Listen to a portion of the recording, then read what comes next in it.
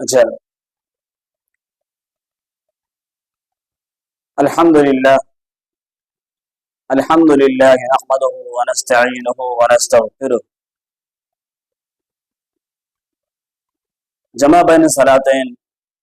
سفر کے اندر آپ حالت سفر میں ہیں، دو نمازوں کا جمع کرنا یہ کیسا ہے؟ کیا آپ دو نمازیں جمع کر سکتے ہیں یا نہیں؟ اللہ کے پیغمبر صلی اللہ علیہ وسلم کی جو حدیث ہے، ہم آپ کو اس کی طرف پہلے لے کے چلتے ہیں۔ سیدنا عبداللہ بن عباس رضی اللہ تعالیٰ عنہ جو ہیں وہ اس حدیث کے راوی ہیں۔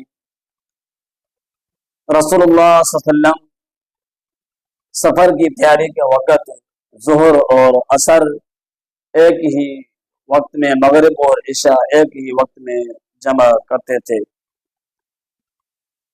حوالہ صحیح بخاری، یہ حدیث صحیح بخاری کے اندر موجود ہے کہ اللہ کے پیغمبر صلی اللہ علیہ وسلم کسی سفر پر روانہ ہوتے تو آپ ظہر کا وقت ہوتا تو ظہر اور عصر کو جمع کرتے، اگر مغرب کا وقت ہوتا تو مغرب اور عشاء کو دونوں کو جمع کر کے آپ صلی اللہ علیہ وسلم پڑھتے تھے۔ یہ اللہ کے پیغمبر صلی اللہ علیہ وسلم کا عمل ہے سفر کی تیاری کے وقت، یعنی سفر کے لیے روانہ ہوتے وقت یا سفر کا یہ معاملہ ہے۔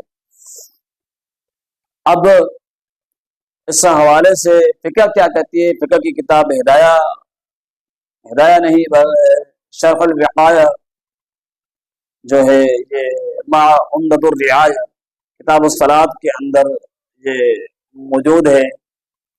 یہ بھی ایک فقہ کی جو ہے وہ کتاب ہے۔ اب اس میں کیا آتا ہے؟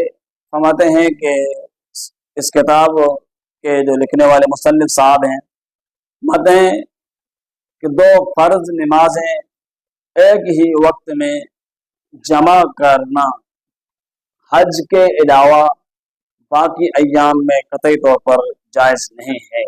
یعنی حج کے علاوہ جو اللہ کے پیغمبر نے وہاں نمازیں جمع کی ہیں، اس کے علاوہ باقی عمومی عام یعنی ایام کے اندر جو ہے آپ جمع بین صلاتین جو ہے نہیں کر سکتے۔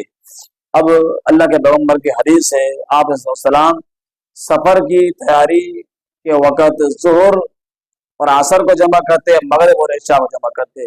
یہاں پہ جو ہے یہ صاحب وقایہ والا جو ہے مصنف شرح وقایہ کا یہ کہہ رہا ہے اللہ کے پیغمبر کی حدیث کے مقابلے کے اندر یہ بات کہ دو فرض نمازیں ایک ہی وقت میں جمع کرنا حج کے علاوہ باقی ایام کے اندر جو ہے وہ جائز ہی نہیں ہے، فتویٰ دے رہا ہے۔